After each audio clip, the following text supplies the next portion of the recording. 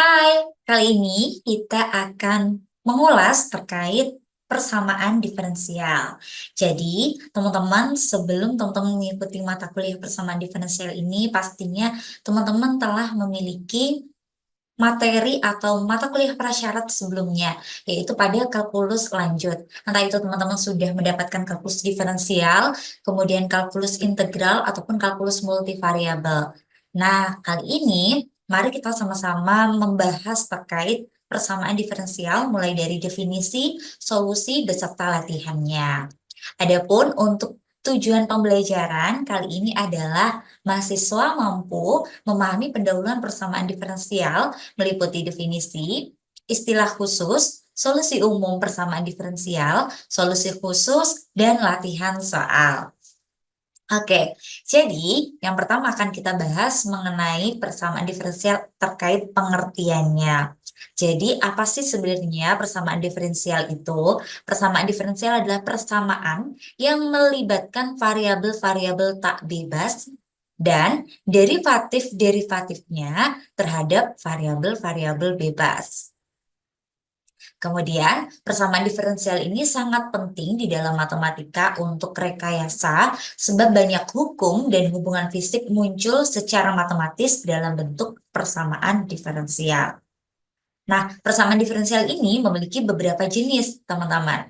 Adapun yang umum yang harus kita ketahui adalah persamaan diferensial ini dibagi menjadi dua kelas, yaitu persamaan diferensial biasa dan persamaan diferensial parsial. Apa sih persamaan diferensial biasa? Jadi, untuk definisi dari persamaan diferensial biasa adalah suatu persamaan diferensial yang hanya mempunyai satu variabel bebas. Jadi, satu variabel bebas saja itu merupakan persamaan diferensial biasa. Adapun untuk persamaan diferensial parsial adalah persamaan diferensial yang mempunyai dua atau lebih variabel bebas. Nah, apa sih variabel bebas? Tadi banyak sekali ya istilah-istilah yang kita temui, variabel tak bebas, kemudian variabel bebas. Nah, jadi kita akan sama-sama belajar terkait istilahnya terlebih dahulu, bahwasanya oke, nah istilah untuk persamaan diferensial ya. Untuk ini saya hapus dulu coretan-coretannya.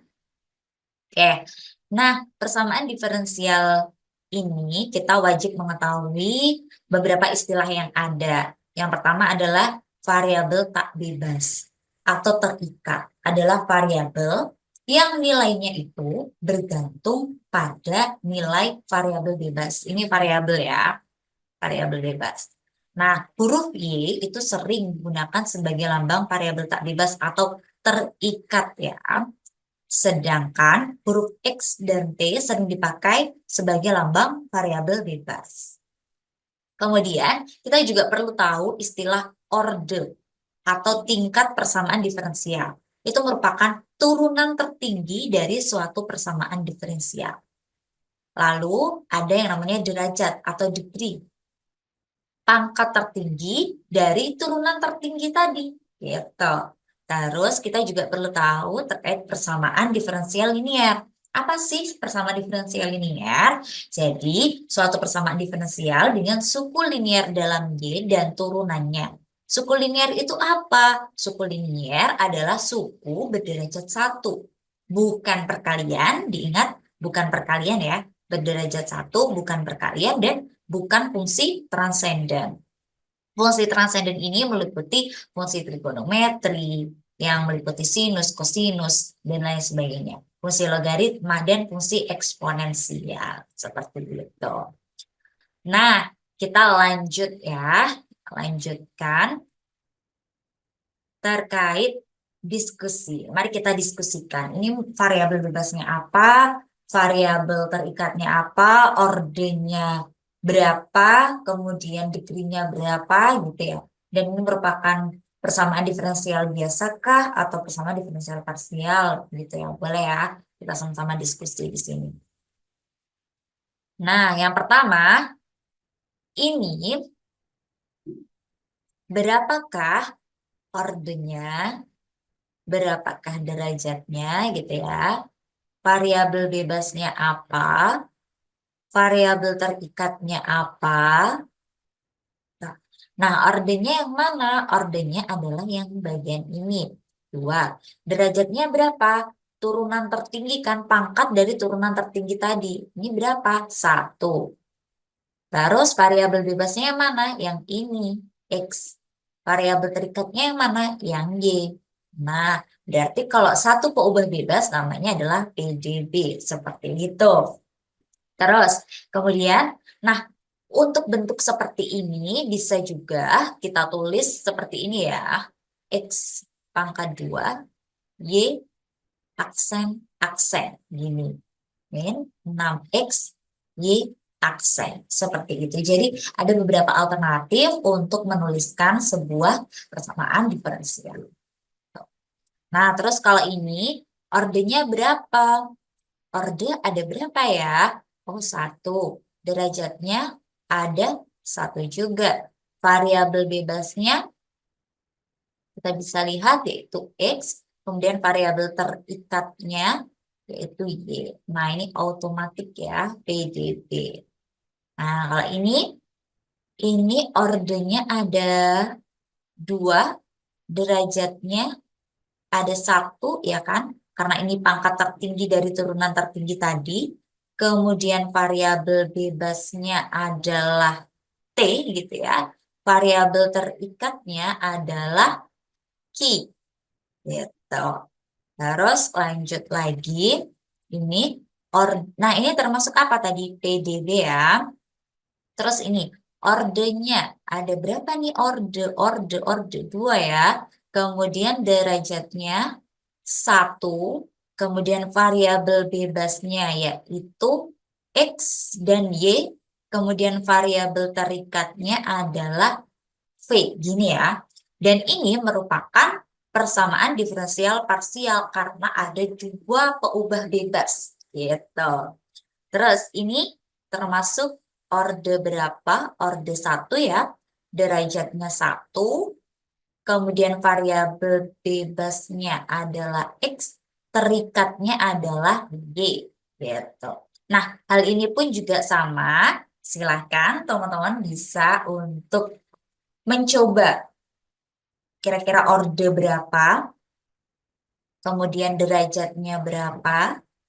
Variabel bebasnya itu apa, variabel terikatnya apa, kemudian termasuk PDB kah atau PDP gitu.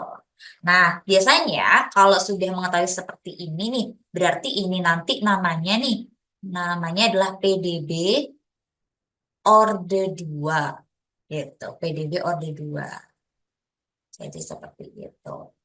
Terus kita lanjutkan ya, ini so easy. Silakan bisa dipahami gitu. Kemudian kita lanjut.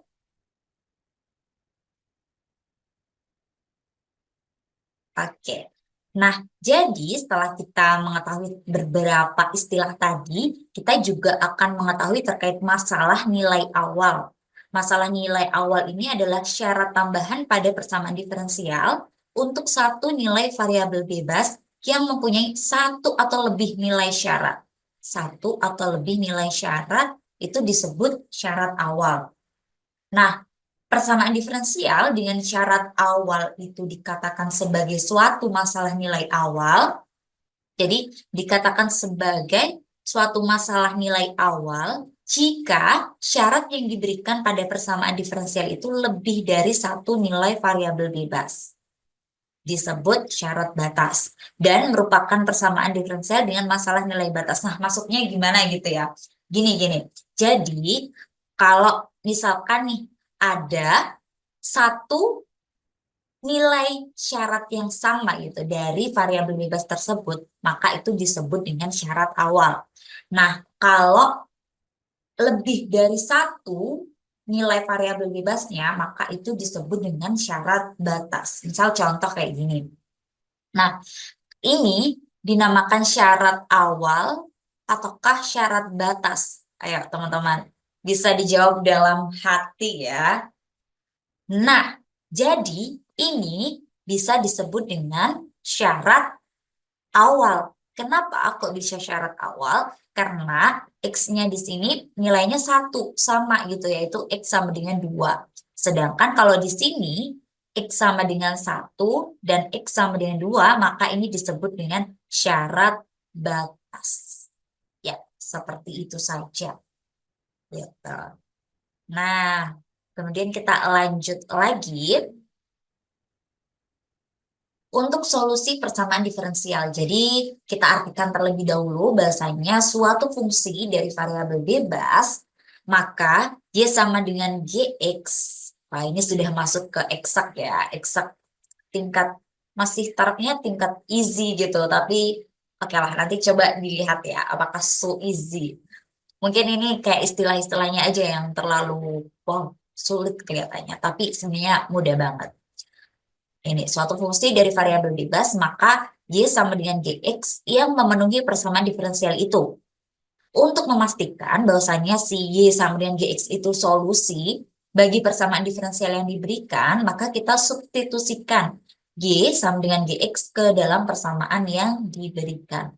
Jadi, di sini untuk tahap awal ini kita masih melakukan verifikasi gitu aja. Saya biasanya bilangnya kayak kita verifikasi aja apakah benar nih Y sama dengan GX itu merupakan solusi dari persamaan diferensial yang diberikan. Misalkan contoh nih, tunjukkan bahwa Y sama dengan GX, yaitu Y sama dengan 5E pangkat negatif 2E itu merupakan solusi dari persamaan diferensial ini. Apakah benar gitu? Nah, mari kita tunjukkan bersama-sama. Jadi, oke, di sini aja kali ya, di sini aja. Y sama dengan 5E pangkat negatif 2X. Nah, ini kan sama dengan Y sama dengan GX kan? Kita tunjukkan saja. Solusinya saya taruh di slide selanjutnya aja kali ya, biar enak. Oke, sebentar. Oh, tidak ada ini. Oke. Oke.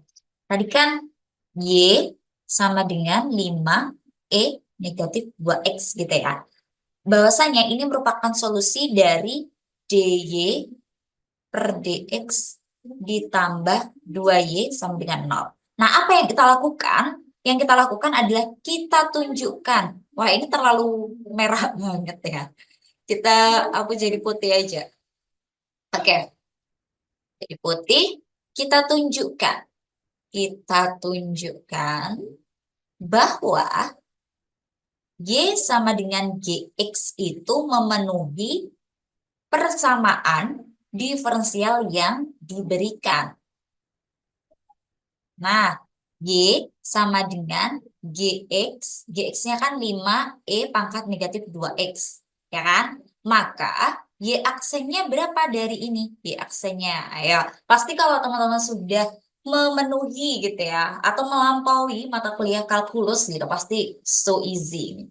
Jadi seperti biasa ya, di sini saya tidak akan menjelaskan panjang lebar karena teman-teman anggapannya sudah memiliki pengetahuan terkait kalkulus dan gimana sih cara melakukan atau menurunkan suatu persamaan gitu.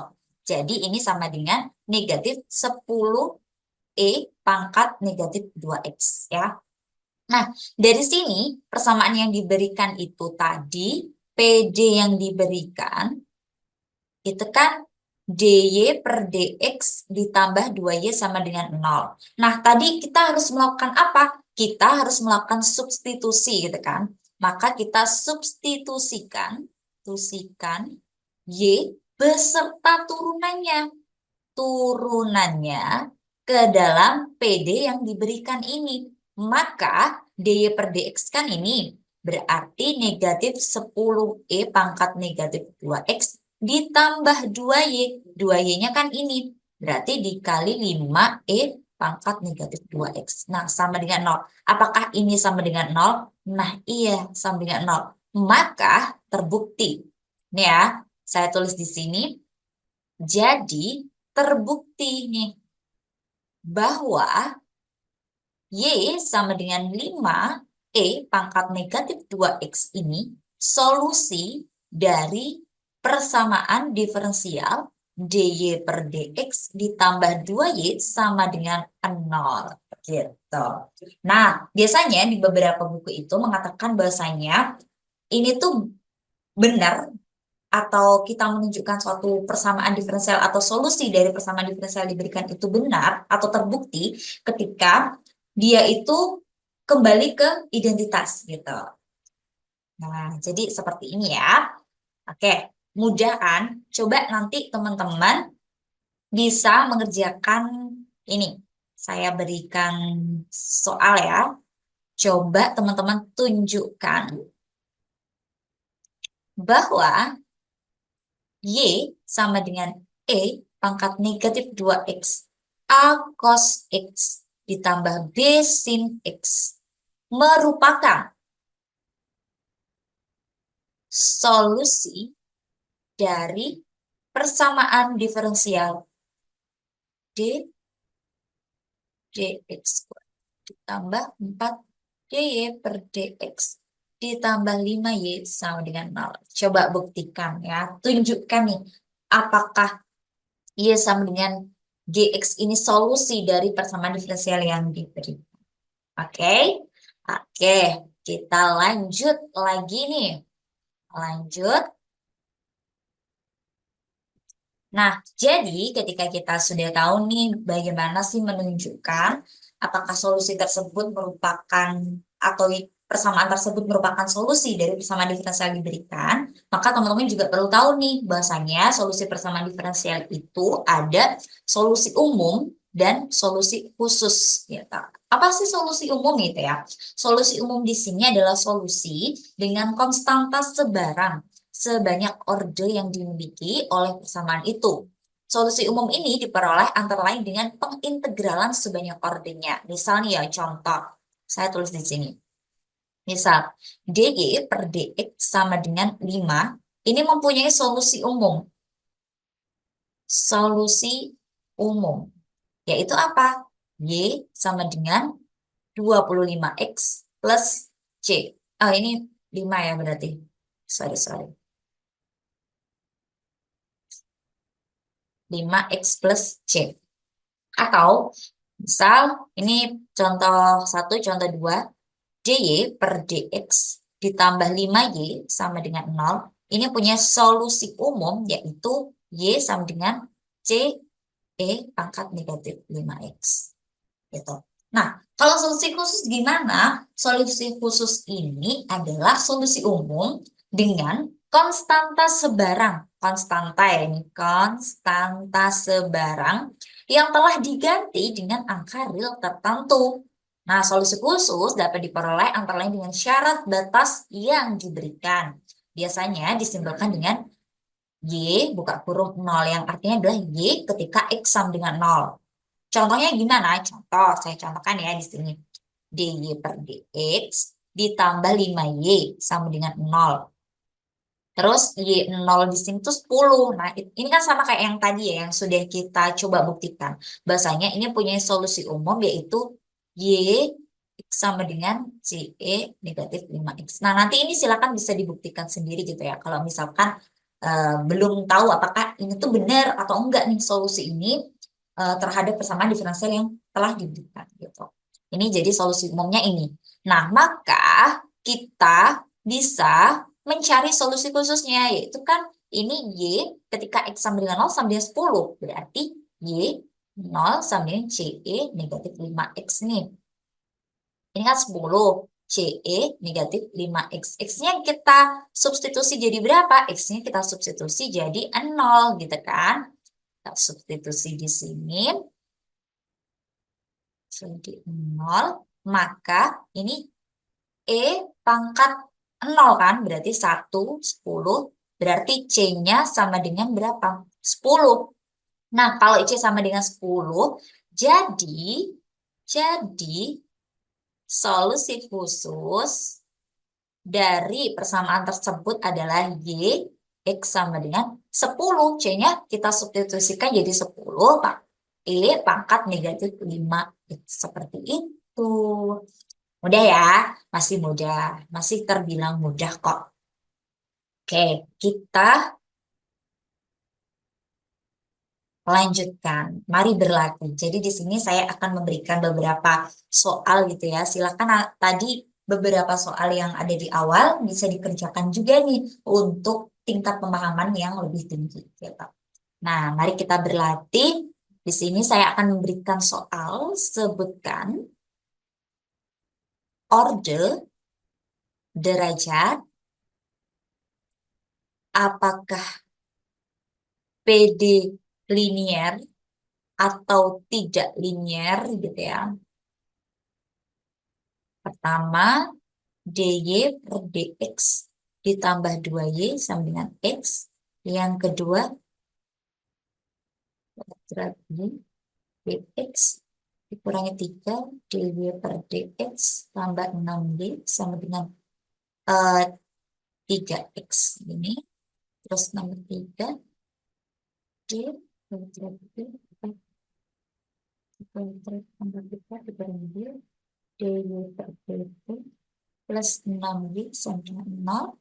Terus keempat, dy per dx ditambah 2y sin x sama dengan 1. Ini ya. Terus yang B adalah tunjukkan. Tunjukkan nih bahwa fungsi yang diberikan merupakan solusi PD yang diberikan. Ya, 5 berarti Y aksen ditambah 4Y sama dengan 0. Y sama 4X. 6. Ini masih easy ya. Sama dengan 5. Ini sama plus 5. Terus yang C adalah makin banyak ya. Yang C adalah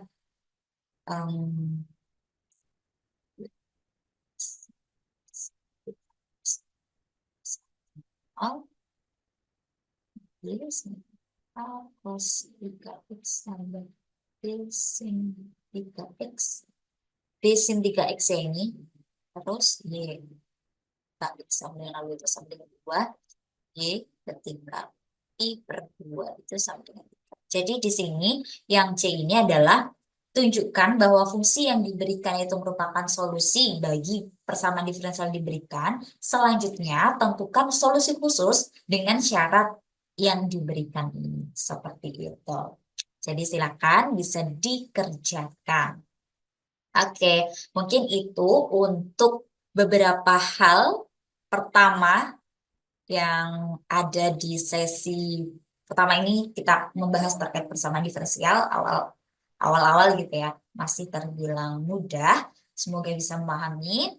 Sampai jumpa di video berikutnya.